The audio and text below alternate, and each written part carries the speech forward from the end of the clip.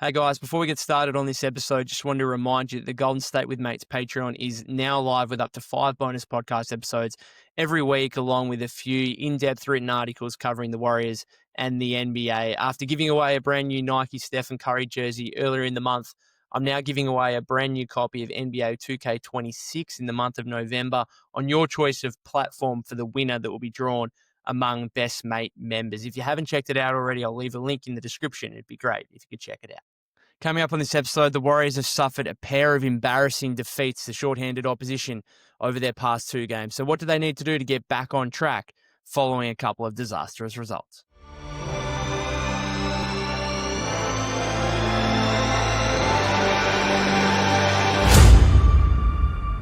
Welcome back to the Golden State with Mates podcast. Hope you're all having or had a good weekend, depending on where you may be and when you're watching or listening to this. Obviously, not a great weekend for the Golden State Warriors if we go all the way back to Thursday, and that's a disappointing loss to the Milwaukee Bucks without Giannis Antetokounmpo. And then yesterday, Saturday, American time, an even more embarrassing defeat, it must be said, to the Indiana Pacers, who, of course, are not only missing Tyrese Halliburton, but missing a bunch of key rotation players. The Warriors have an 11-point fourth quarter lead and blow it to lose 114-109. I know I said I was going to do a live stream after the game, and then I realized that Game 7 of Dodgers Blue Jays was on, and I'm sorry, I just had to tune into that, and I have no regrets about it because it was one of the most spectacular sporting events I've ever seen. I'm not a big baseball fan by any means. I've watched it a little bit. It's not huge here in Australia necessarily.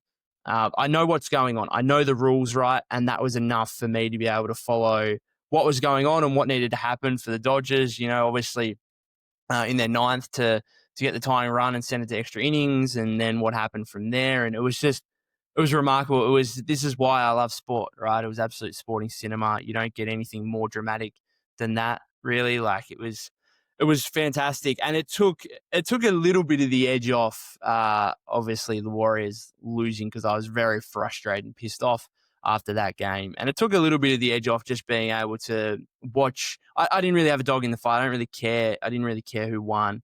Just to watch something that was that close and that special, I think, was amazing and allowed me to calm down a little bit from the Warriors' loss. And also at the end of it, I thought, man, imagine being a Toronto fan in that situation. That was, I think Nick Wright tweeted out, like, that was the closest that any team in like any sport has ever come to a championship. I was like I'm trying to tell a few people at home here about, okay, what would that be like in a game of AFL football? It's like, that would be like losing by a point in extra time after you've led for 90% of the game.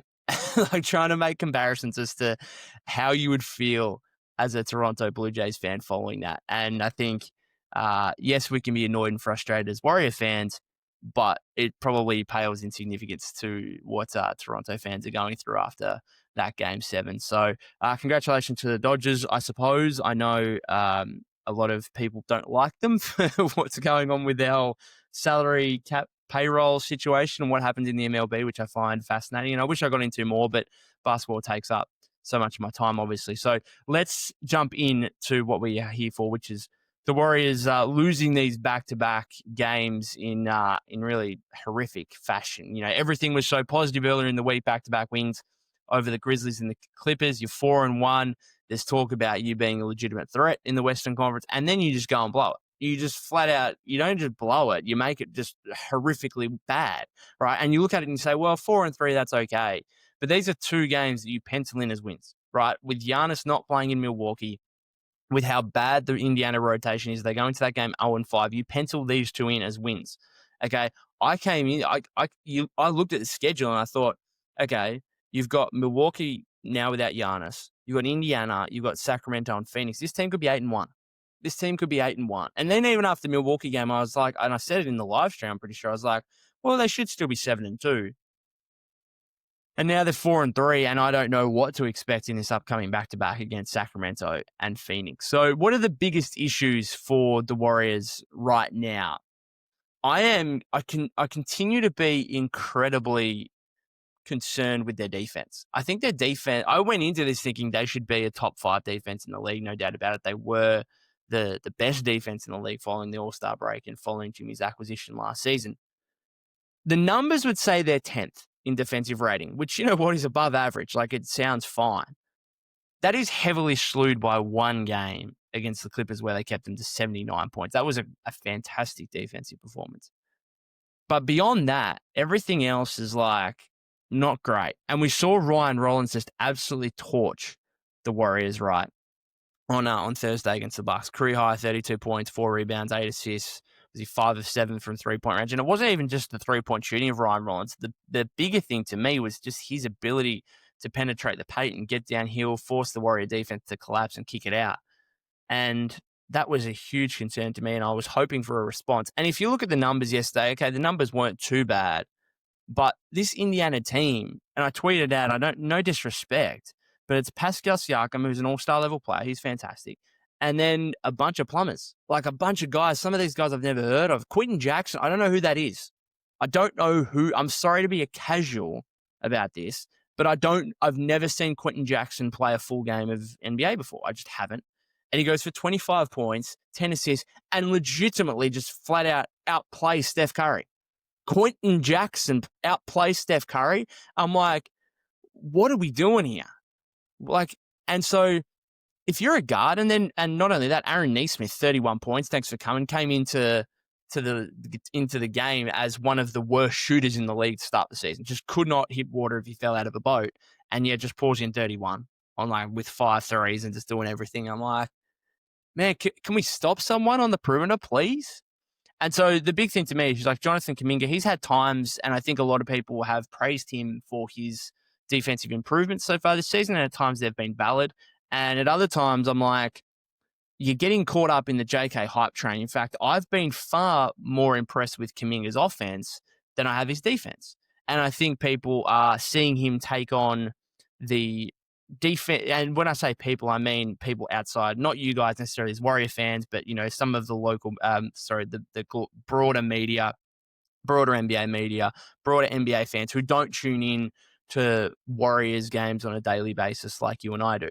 And I think a lot of them would see clips or whatever of Kuminga being the primary point of attack defender, and there's this whole rising stature and talk of his improvement right throughout the first 7 games of the season, which is very much true. Jonathan Kuminga has probably been, well, I think, without a doubt, has been the biggest positive of Golden State's season so far. But do not misconstrue that as this guy has been elite defensively, because he hasn't. He just flat out hasn't. I think he's been excellent, bordering on elite for his role offensively. And he's shown at times that he can be a capable defender, but he's not showing it consistently enough. And the stuff against Ryan Rollins the other day, my biggest issue is if you're going to let a guy get past you, right, at least make him do something. Make him go behind the back. Make him go behind, make him make a few different kind of dribble combinations and moves to actually get past you. Some of this Kuminga stuff, it's like he's just putting down the red carpet and saying, I'm just going to stand here and you just go waltzing on down and get to the paint, right? And it's not just him, it's every Warrior player. Like Pods. Pods is a real liability on the defensive end right now. The Warriors do not have a defensive stopper out in the perimeter.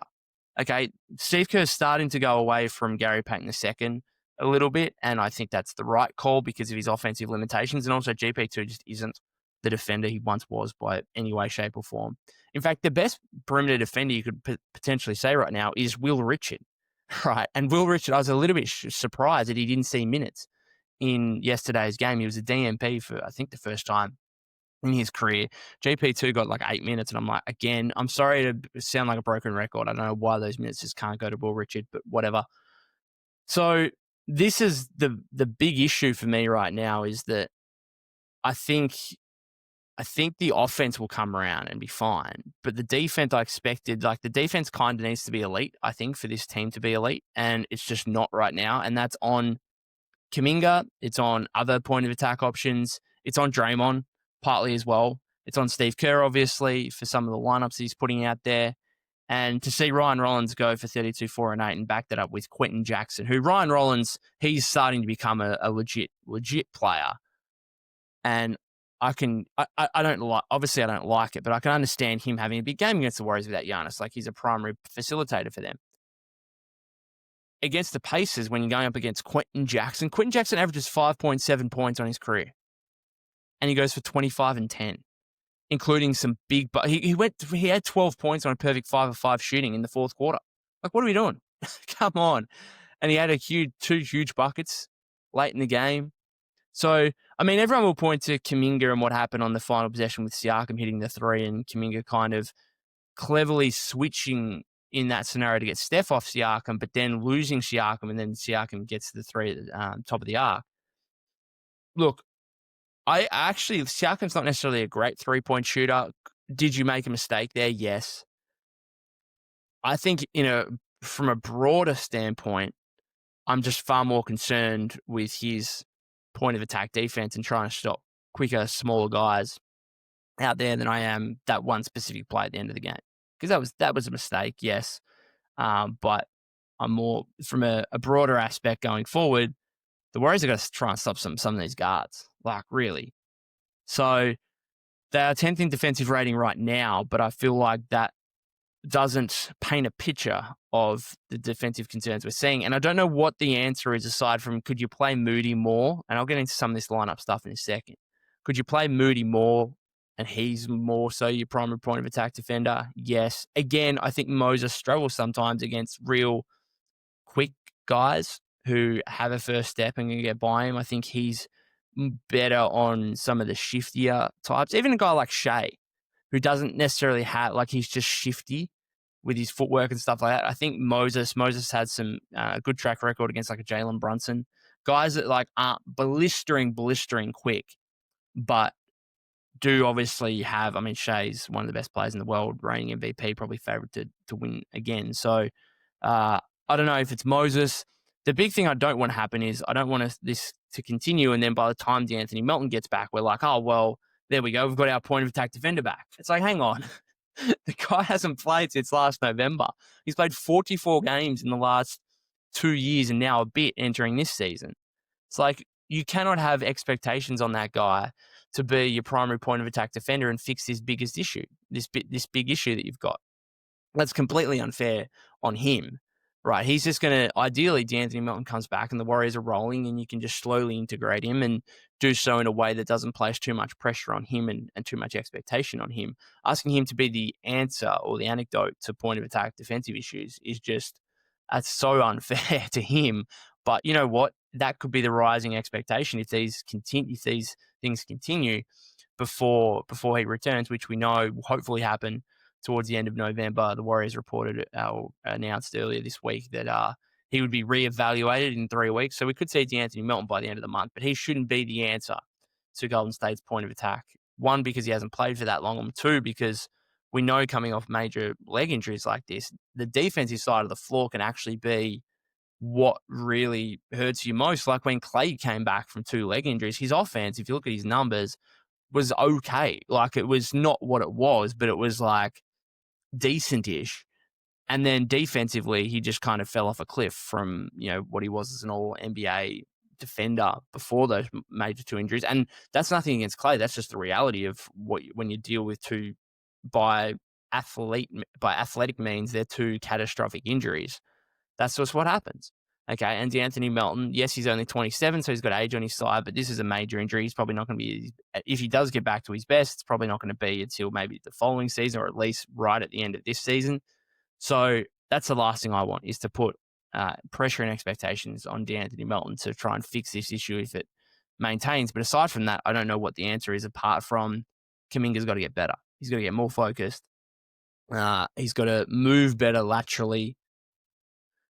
Right now, he's just allowing guys to get by him way too easily without them having to really do too much, which is a real problem. The other thing to this is would it be better if you had a better backline of defense where, okay, a guy's got past you, but now you've got a legit rim protector size at the rim to try and stop these guys? Well, yes, to a degree, and that's where I want to get into the whole Quentin Post discussion. Some of this stuff is, well, even if you've got a big guy there, the defense is still collapsing a bit and the guy's going to kick it out and there's going to be all these wide open threes, which it felt like Milwaukee particularly were getting on Thursday, where Rollins was just getting downhill all the time and just spraying it out. And they, I think, won the 3-point battle, but they were like plus 18. I think they made 19 threes and the Warriors made 13, which is unlike Golden State, who are relatively three-ball dependent, obviously, with Steph. So that's part of it, is you're going to just have to be better on the point of attack. But I do also think there is part of this where it's like, okay, can you have more size on the back line? Can you play a center more often rather than continuing to play Draymond as a small ball five? Because even that, like, Draymond would take some responsibility and say, I haven't been up to task. Like, he gave up an and one on Quentin Jackson. The game sealing bucket from Quentin Jackson came over Draymond, right? He would look at that and say, man, that's almost embarrassing for me as the best defensive player in the league over the past decade. So Draymond's got to be better, but I do think you could put lineups out there that make things a little bit more difficult in terms of some size. And I think the Quentin Post situation to me is truly bizarre. He had 12 points, 8 rebounds, and was really excellent defensively against the Clippers on going back to Tuesday, US time. That was easily his best game for the season. He knocked down 4 threes, and it wasn't even the 4 threes to me that was the biggest factor. It was, hey, he had 8 rebounds and was just really strong on the interior. And even if we go back to Monday's game against the Grizzlies, he had a couple of really nice plays at the rim on jar, right? Where, again, if you look at the numbers from that game, he didn't play overly well. Like, I'm not sure he scored too many points or whatever it was. It doesn't matter what the box score said. I thought his defense was far improved, and that was, if we go back to even last week, like 10 days ago, that was my big concern, was like Quentin Post defensively is still a liability. I thought over the last 4 games, he's been much less of a liability, and particularly in that Clippers game, he was excellent against Zubac and trying to protect the rim in some way, shape, or form. And then he goes from playing 25 minutes in that game and being the story of the game and the unheralded hero of that game to playing 22 combined minutes over the last 2 games against the Bucks and the Pacers. That doesn't make sense to me why you wouldn't reward performance. And I know I said it after the Bucks game, and I'll say it again after this Pacers game. He played 12 minutes and 49 seconds in this Pacers game. He had 9 points, 3 rebounds. Again, I thought some of his defense was reasonable. And he gets pulled out of the game with 5 minutes to go. The Warriors are up 7. They give up a 21-5 run or whatever it was from there. And it was 104-97. So it was a 17-5 run once Quentin Post left the floor. And I'm not saying he necessarily should have closed that game, but he should have played more than 12 minutes and 49 seconds. And again, this is part of it, is Steve thinks, well, this guy's a defensive liability. And I think that needs to start shifting slightly, because I've seen legitimate improvement in that area. Yes, out on the perimeter, sure, but like sometimes you just need a body at the rim, some size to make things difficult. And I think he's been doing a better job of that. And I'm a little bit with Stevie on this, where Stevie said, I think earlier in the week, some of these guys are limited in how effective they can be for a specific amount of time. So I'm not asking for Quentin Post to be playing 30 minutes a game. Do I think he should be averaging more than like the 12 he is right now? Yes, I think he should be up near 17, 18. And that's what I thought when Al Horford came in, is, okay, you're going to limit him to 20 minutes per game. TJD is getting DMPs, which, again, I'm not complaining about. But if that's going to be the case, you would have thought Quentin Post minutes would go up on his rookie. He averaged like 16.4. He's averaging nearly 4 minutes less per game than his rookie year. Okay. And the big thing to me is, and 7 games is still a small sample size, but it's getting to the point where it's not nothing completely. Quentin Post has the second best plus minus on the Warriors through the first 7 games, only behind Draymond. And he also averages the 10th most minutes per game of any Warrior player. Second in plus minus, 10th in minutes. It doesn't particularly add up to me. You would have thought if this guy is part of your best combinations, which the plus minus would suggest, he also is part of the 2 best 5-man lineups for the Warriors that have played at least 10 minutes together this season, right? So if he's actually kind of showcasing that he's part of your best units from a statistical standpoint, and the numbers don't lie in this scenario. Yes, you can get eye test stuff, and numbers can sometimes paint a different story. But, I mean, again, we're 7 games through the season. It's actually a relatively decent sample size. I just don't understand how this guy can be averaging 4 less minutes than he did in his rookie year. particularly when it's not like Al Horford's, one, playing only 20 minutes a game, and two, not setting the world on fire whatsoever. In fact, I'm sure Al Horford would say he starts the season, aside from that Nuggets game, has been really poor, right? So the whole Quentin Post thing, to me, I don't really get it. I don't really understand it. Again, 10 days ago, I was pushing for, okay, the Warriors clearly don't trust Quentin Post. They don't have faith in him, so they need to go and get an alternative center option. Now I'm kind of like, I actually think Quentin Post can be the option. Like, I have a little bit of faith in him. I just don't think Steve does. Even the Warriors don't, which I think is a mistake right now. So if I'm the Warriors, I'm playing Quentin Post more based on what we've seen from the eye test in terms of improved rebounding and defense over the past 4 games, I would say. And over just the sheer numbers, second best plus minus, 10th in minutes per game. Al Horford shooting 37.9% from the floor and 29.4% from three. I'm sorry to say right now, Quentin Post is better than Al Horford right at this second. He's in better form. I'm not saying he's a better player, and I'm not saying that he's going to be playing more playoff minutes than Al Horford or anything like that. But like right now, who's in better form? Quentin Post, and sometimes he's just got to ride that. So the Quentin Post stuff is a little bit weird to me, and I think he should be playing more, and perhaps that helps the Warrior defense a little bit. Perhaps it also hinders it, and I understand yesterday, I can completely understand why Steve went to his smaller lineup. When you look at the Indiana center rotation, you say, well, that's just completely underwhelming. We don't need to play a genuine big. We can just go to our small lineup with pods instead of posts. Like, I can understand that. But as I said after the Bucks game, is like, if Quentin Post is in your best 8 players, then maybe play him for like, as maybe play him regardless of kind of the matchup sometimes, especially like when he has such a good performance against the Clippers. So I don't know, it's a little bit disappointing. We can talk defense, we can talk Quentin Post, we can talk any kind of role player you want. The Warriors aren't going to win games if Steph Curry's crap. That's as simple as that. And if Steph Curry plays even mildly average in these 2 games against the Bucks and Pacers, they win. They win at least one. They at least win yesterday's game against the Pacers, and they might have won the Bucks game as well. And so we can talk about everything else, but you know what? When it comes down to it, Steph Curry just has to be closer to Steph Curry. And do I think Steph Curry's washed? No. Do I think this is a sign he's slowing down? No. Like, he just, go back 2 weeks ago. Not even 2 weeks ago, like 10 days ago, whatever it was. Nuggets game, Warriors down, Steph takes over in that fourth quarter, right? Finishes with 42 points, thrilling overtime victory. Next night goes to Paul and drops 35. Okay, so we're not that far removed from Steph Curry being Steph Curry and being brilliant. So I'm not worried in the long term.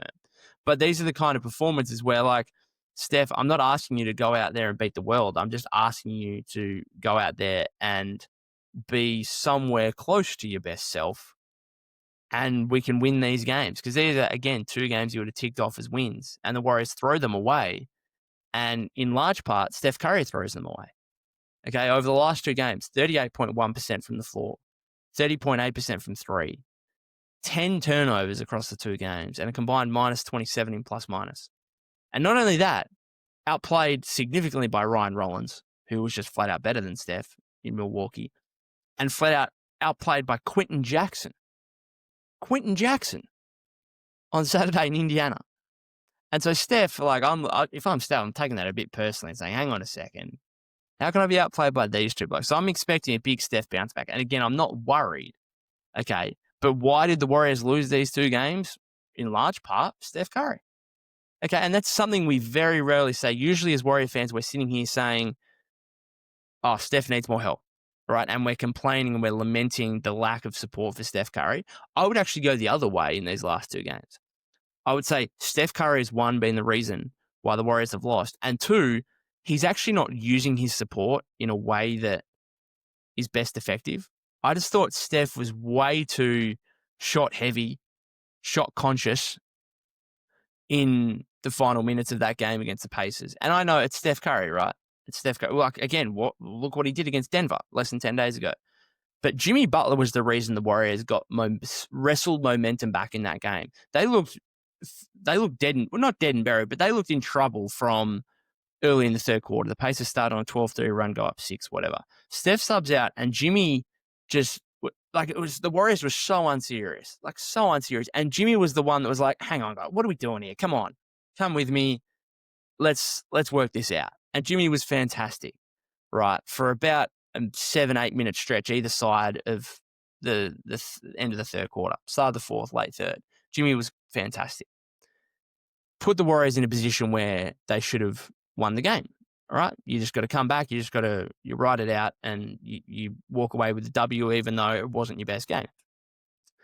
And instead, Steph comes back in. I think his shot selection was atrocious. And down the stretch of games, even though Jimmy was the one that got the Warriors back in control and got the Warriors the lead, it was Steph who was trying to close it out.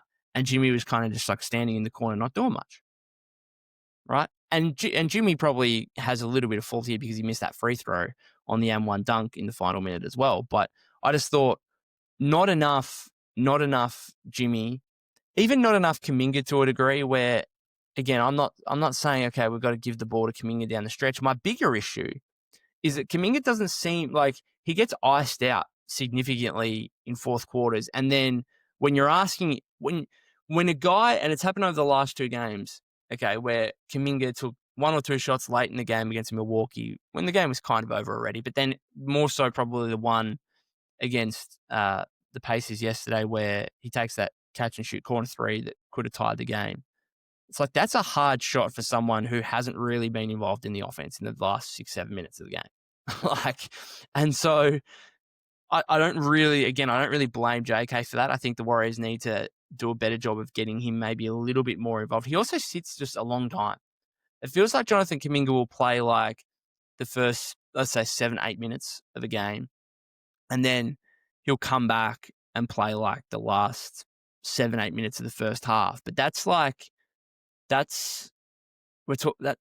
10 minutes of game time where he's sitting, which for a young guy, 23 years old, on a veteran team, feels like that's what you should. If you're going to do that, you do that with your veteran guys, not your young guys.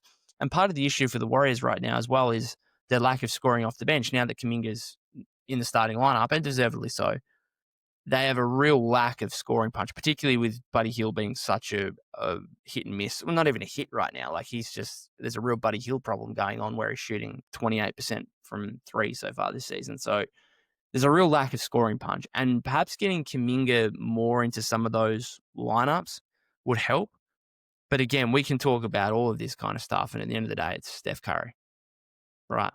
That's the biggest reason why you lose these two games, and I think he should have utilized Jimmy more down the stretch and trusted his teammates a little bit more rather than going 4 of 15 from three, 8 of 23 from the field or whatever it was, and just some really awful shots. Like there was one in the last 2 minutes.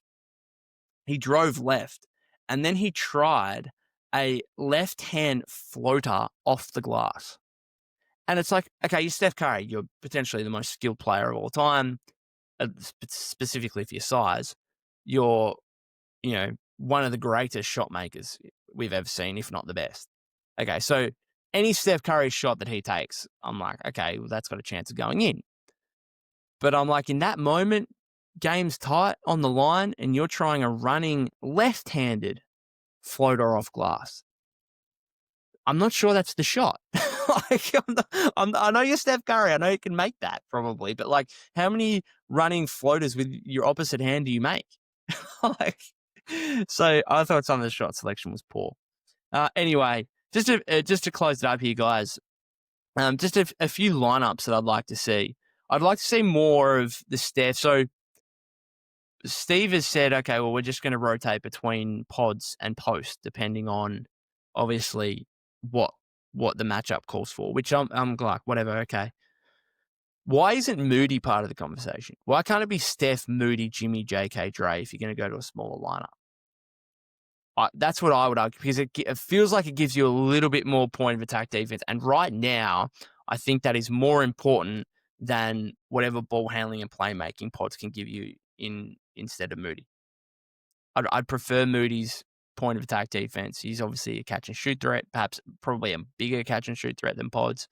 Feel like the Warriors need that a little bit more than another ball handler and playmaker in a starting lineup that all has Steph, Jimmy, and Draymond, who can all handle the ball, and Jonathan Kuminga can handle the ball as well. I think he's shown that enough through the first 7 games of the season. So that's a lineup I would like to see more of. And then sometimes numbers can lie, but again, when you've got a somewhat-ish of a sample size, then they're just the facts at some point.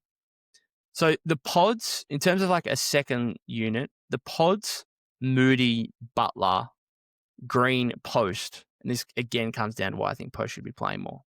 That 5-man combination has a 66.9 net rating in 16 minutes. Okay, and you say, 16 minutes. And I'm like, 16 minutes, it's not huge. It's also not like 1 or 2 minutes. Like, it's 16 minutes on the floor together. Like, we're starting to get to a reasonable sample size. And I just think if you've got 16 minutes together and you've got a 66.9 net rating, if I'm Steve Kerr, I'm like, yeah, I probably should use that a little bit more and see if I've got something really serious with that. Because it looks like I do based on the first 16 minutes that they've played together so far this season. So that looks like one of Golden State's better lineups, particularly non-Steph, non-JK minutes, right, where you're looking to find something with your bench. That to me, I just didn't like, and just the last point here is, Steph and Jimmy got to be on the floor at all times together. There were lineups 2 or 3 minutes yesterday in each half. Might have not have even been 2 minutes. Might have been like a minute to 90 seconds where Steph and Jimmy weren't on the floor. And again, that's the kind of thing where it's like, come on, we got to take this seriously. Like, if you do not have one of Steph Curry or Jimmy Butler on the floor at all times and they are both available and ready to play, you're not taking things seriously. You're not. And that's why I thought Steve did that for like a minute in each half yesterday. And you know what? That can come back to bite you at the end of a close game. So just take things a little bit more seriously, please. Because, again, from a big picture standpoint, I'm actually not overly concerned about these 2 losses. I'm overly concerned from the matter of it could haunt them at the end of the season in a loaded and competitive Western Conference. It could. But I'm not like, they didn't lose those 2 games based on talent. And that's what I think we've struggled with the Warriors over the past couple of years, is this team lacks some talent. I don't think it's a talent issue. I think it's just a focus and attention issue. Okay, and just playing hard and playing seriously. That's the issue. And I hope that's easier to fix. And I think that should be easier to fix than a lack of talent issue. So anyway, wait and see what happens. The Warriors have got a couple of games, another back-to-back coming up here against the Suns and the Kings on Tuesday and Wednesday, I believe. So hopefully it should be 2 wins, but who knows after what we just saw against Milwaukee and Indiana. Let me know what you make of things, guys. Is the defense the bigger worry? Have you got any worries with Steph? What do you make of the Quentin Post minutes? Anything else that you would like to contribute, please let me know in the comments if you're on YouTube. If you haven't subscribed to the YouTube channel already, that would be greatly appreciated. You can follow me at POC252. That's POK252 on X/Twitter, obviously on Instagram and TikTok, Golden State with Mates as well. And please check out the Patreon as well, Golden State with Mates. I'll leave a link in the description if you haven't already. Be great if you could check it out. I'll be back again in a couple of days' time with a recap of the Suns game on Tuesday, where hopefully the Warriors can get back on track. Thanks again, guys.